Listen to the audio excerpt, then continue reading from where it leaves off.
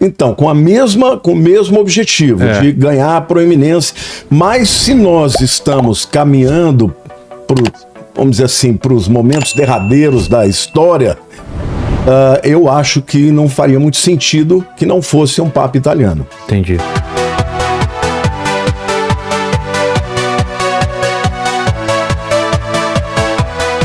Né? Na época, o Papa Francisco falou, melhor não botar meu nome não, que eu ainda estou resolvendo os probleminhas, isso vai trazer problema para mim e para vocês. Então ele falou, tô fora.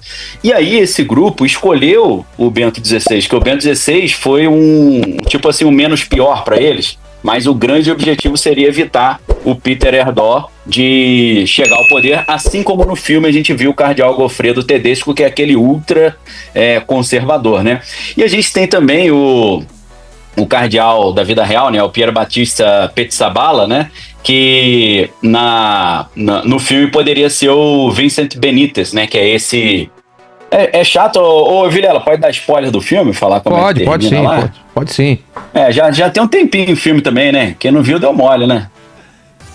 Então, o cardeal Vincent Benítez é esse cara que ninguém conhecia no filme, que ele chega do nada e todo mundo fala, não, mas você não é cardeal, não te conheço. Aí eles levantam os documentos e descobrem que o Papa que faleceu, o filme não dá o nome, claro, para não deixar evidente que está falando do Francisco, e aí eles falam que ele foi escolhido secretamente, ou seja, eles chamam isso na doutrina católica in pectore, né? Então, o Vincent Benítez, ele pode ser o Pier Battista Pizzaballa, por quê? Os dois são outsiders, tá? Com perfis assim, mais humildes, mais reformistas e tal, e surge como uma surpresa, né? Agora, tem muita gente que acha que o cardeal Vincent Benítez, que é o outsider que vence, pode ser o Luiz Antônio Tagle, né? Porque o Luiz Antônio Tagle, o cardeal da vida real, ele é asiático, ele é mais jovem, tá? E ele é um cara ali que seria uma oxigenação, seria ali um renovo para o Vaticano. Daniel, tá? Agora que eu lembrei que o pastor Lamartine falou que não tinha visto o filme, né? Acabei dando spoiler, pastor, perdão. Não, que isso, eu vou sair daqui e vou assistir. Não, e o pessoal que tá aqui no chat falou, não adianta você dar spoiler, que eu não vou lembrar o nome dos personagens do filme mesmo, fica tranquilo. Não, mas a minha questão é o seguinte, o Pizzaballa, pelo fato dele ser o patriarca lá das regiões de Israel, Palestina, você não acha que ele, se houver um viés aí de fazer um acordo entre as religiões, ele seria interessante nesse sentido? 100%, pastor, muito obrigado, tá? Porque, inclusive, o Pizzaballa, ele disse que ele quer tornar Jerusalém uma casa comum para todos os povos, ou seja, exatamente. fomentar o ecumenismo. Entendeu? Fomentar o ecumenismo, a religião global, que parece que vai ser a grande missão do novo Papa. A grande missão do novo Papa será reunir todas as religiões numa única, criando isso que a Bíblia já falava, né, sobre essa padronização de um governo global com uma única religião, uma única moeda e tal. Então, e hoje o grande conflito do mundo é o conflito de Israel-Palestina, Israel-Hamas. E um homem como esse, que tem trânsito, Jordânia, Palestina, Chipre, Israel, ele pode ser a pessoa adequada para fazer a paz. E quando a gente fala de uma paz, a gente sabe que o governo do anticristo precisa ser precedido por um acordo de paz aí de 7 anos. Um grande acordo de paz, né? Então, saiu até uma matéria agora no site Vatican News, né? A galera consegue ler em português, porque tem versão em português, né?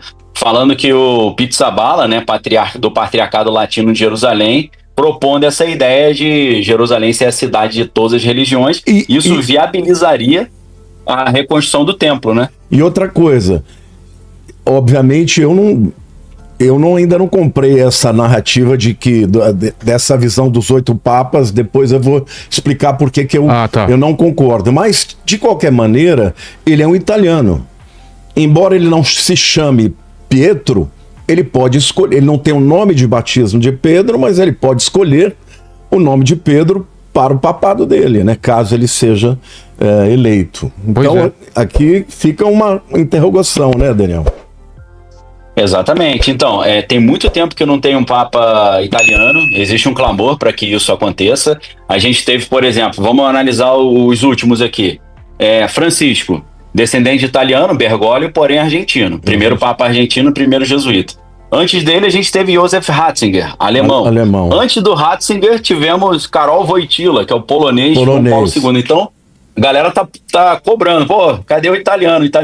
Então, como a profecia de São Malaquias diz que o último Papa será o Petrus Romanus, né? Tem até um livro interessante sobre isso, chamado Petrus Romanus, do Thomas Horn e o Chris Putnam, fica de dica para quem quiser estudar. A gente fica assim, caramba. Apesar de que o nome dele é como se fosse Pedro Batista, né? Pierre Batista, né? Pizzaballa. Ele já tem um Pierre ali no meio do negócio, né? Será que é isso? Não sei. É tudo altamente especulativo, né? Parece muita viagem na maionese. Mas eu sempre digo, não adianta a gente se estressar. Nostradamus vai acertar. São Malaquias vai acertar. É só aguardar. Vamos aguardar um pouquinho aí, vamos ver o que vai acontecer. O tempo vai dizer se isso tudo é lorota ou se tinha fundo de verdade. Pois é. Eu acho muito boa a colocação dele. Primeiro, porque o São Malaquias, ele na verdade, ele faz uma profecia de 113 papas, onde cada um deles tem um pequeno verseto em latim, onde é definido o tipo de personalidade, qual a circunstância que ele viveria, e que o último papa, o 113º, o Petrus Romanus, ele governaria num tempo de grande tribulação. Então, isso de alguma maneira, se ele estiver correto, pode ser que seja a grande tribulação, e a grande tribulação nada mais é do que o tempo de governo do anticristo, não é?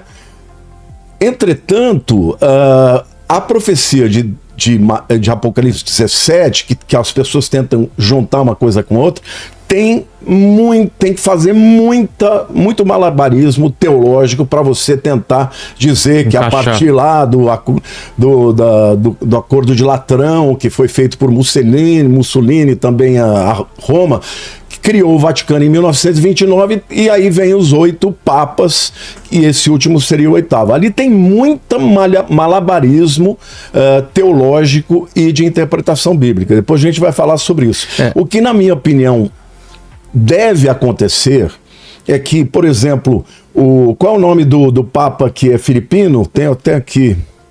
É o Tagle. Eu não vejo muito como ele pode se encaixar dentro de uma narrativa profética, tá? Eu não vejo. Do ponto de vista geopolítico, tudo bem, porque é uma forma da igreja querer ganhar proeminência na Ásia. Né? Nunca houve assim. Mas, na minha opinião, pelo próprio clamor do povo italiano, eu acho que deve ser um dos 3. E tem o Papa africano também, né? Então, com o mesmo objetivo, de ganhar a proeminência. Mas se nós estamos caminhando, vamos dizer assim, para os momentos derradeiros da história, eu acho que não faria muito sentido que não fosse um Papa italiano. Entendi.